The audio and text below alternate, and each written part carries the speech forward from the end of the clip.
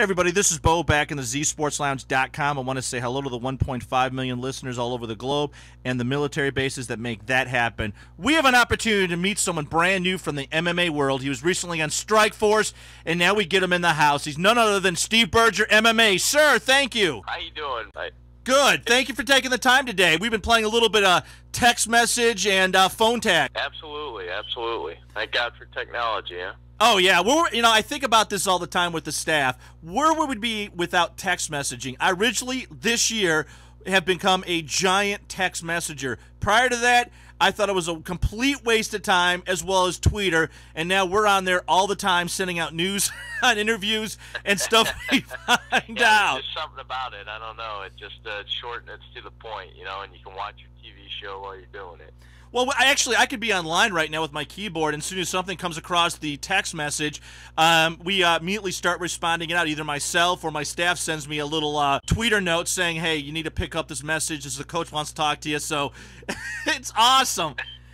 Twitter's a little too advanced for me. I still haven't figured that out. I haven't even gone to it. I just keep hearing about it. We're going to jump into your career. You've had a very extensive career. You've fought some of the best people on the freaking planet. I'm trying to figure out how you can keep motivated to do this year in, year out. You've fought a lot in your career, and, it sounds like in your voice you still got the passion. But the one thing before we let you explain is, guys, if we talk to a boxer that had as many fights as this guy has, we could not physically understand what the heck he's saying. That's why I think MMA is so important. It's such a rich body sport, and the media sometimes acts like these guys are death matches, and they're not. They're executioners on just wonderful technique. Steve, thank you. Absolutely. That's the thing. In mixed martial arts, you've got several different options. You're getting your ass kicked stand up. Well, then you just take the guy down to the ground, and you work from there, and vice versa.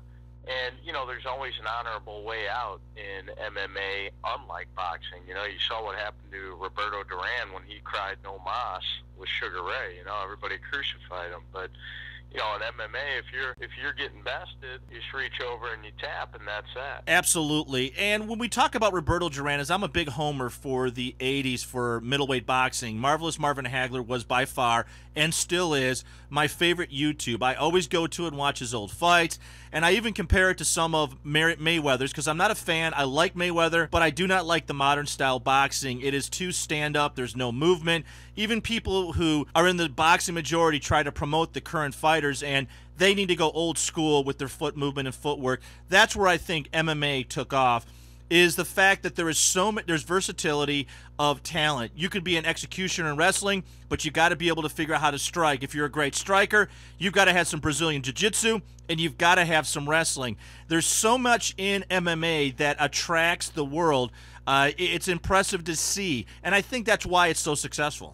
Yeah, that's just it. You can take the best Brazilian jiu-jitsu guy in the world, and you put him in an MMA fight, and he'll look like he's a white belt. It's one of those things where MMA is not jiu-jitsu. MMA is not wrestling. MMA is not boxing. You can be good at one facet, but if you're lacking in the others, you're going to get exposed real quick. Absolutely. And, in the world of MMA, because it is such a visible sport, you got cameras on anything. But as far as training goes in this new arena, how much video work do guys actually get? Because, in football, you live by it. In basketball, you die by it. In mixed martial arts, I have no idea, because every single fighter has a different style of training, and some of it is never ever to look at the competition. Right. It's one of those things myself. When I train, I'll usually lock down a good 45 minutes to an hour in the morning, and then I'll do about an hour and a half at night. And I've heard guys say that they do 4 hours, 5 hours a day, but in my opinion, if you're doing that, you're just not training right. If you hit a hard morning train and you hit a hard hour and a half at night, and you still got something left in the gas tank, then you weren't training hard enough in that hour and a half. I'm big on just going extremely intense while I train, and then that's it. You know, it's back home to rest the body. You know, Steve, you had a tough 3 matches in 2007 to 2008 where there was unanimous decision. Is there nothing worse than losing a decision when, you know, I always equate to the fact is you never leave it up to the judges because the judges in the Olympics were wrong when the Russians were scoring. So, you know, is there nothing that sort of drags a fighter down than having a unanimous decision go the wrong way? No, it's you know, it's one of those things. It sucks, and especially for me, you know, I've lost by TKO and decision, and that's it. I don't have a KO, and I don't have a submission loss on my record, and it's one of those things where it gets frustrating because I've always been a big fan of doing a 5-minute round because everybody's a lion for 15 minutes, you know.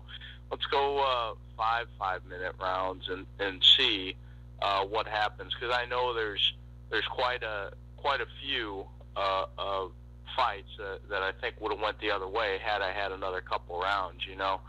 A lot of guys will take their wrestling. They've been wrestling for 15, 20 years, and they use that with some good submission defense to kind of neutralize and do what's been called a lay and pray, I guess. And you know, that to me, you know, hey, I always look at these fights as if it was on the street. You know, I'm not going to quit for any reason, and I'm going to keep going and keep going. And had there been a 4th and 5th round in a lot of the fights I had, I think I would have won some of those decisions that I lost. Now, over the years of fighting, you've gone through so many different organizations. Organizations come, organizations go. But the new Strikeforce has been around for just a few years now, and it's really starting to pick up speed. You were part of it back in 2008. You know, how did you enjoy the Strikeforce and the publicity behind it and the media muscle behind that organization? You know, I went up to Washington and I fought on their card, and they really, you know, they run a top-notch show. They take care of you. I couldn't believe the crowd. I think in Washington they said there was close to like 8,000 people. They came out to watch, and it was, you know, it was like a mini UFC. You know, it was like fighting for them again. They really did a good job. Absolutely. This year we saw it growing. I think one of the big matches that was a couple years ago, or this year, I'm getting my numbers mixed up, was when Kung Lee took out Shamrock. You know, a lot of people heard about him being a kickboxing champion. A lot of guys have chips about him. But if you talk to anybody who's ever known Kung Lee as far as in wrestling circles, the dude is an entertainer. He's flat out awesome with his kicks. I don't think there's a faster kick artist anywhere out on the planet. But, you know, he won the belt against Shamrock very impressively. And a lot of people, I think, are homers for the UFC and don't like to have the competition.